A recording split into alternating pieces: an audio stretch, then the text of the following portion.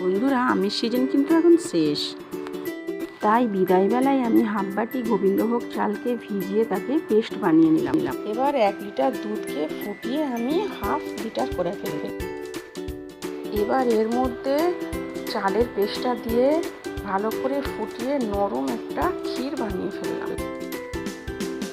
এবার এর মধ্যে 1 বাটি চিনির গুঁড়ো, 1 বাটি গুঁড়ো দুধ আর স্বাদ মতো লবণ দিয়ে এটাকে মিশিয়ে ভালো করে ঘন করে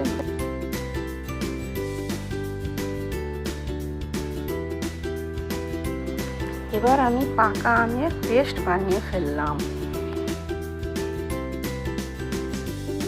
ক্ষীরটা বেশ ফুটে ঘন হয়ে গেছে। এবার আমি আমের মিশ্রণটা এর মধ্যে দিয়ে ভালো করে নাড়িয়ে চাড়িয়ে এর মধ্যে অল্প আমি এলাচের গুঁড়ো স্বাদের জন্য দিয়ে দিলাম এবং এতে নেড়ে চেড়ে আমি এটাকে মিশিয়ে নিলেই আমার ক্ষীর রেডি।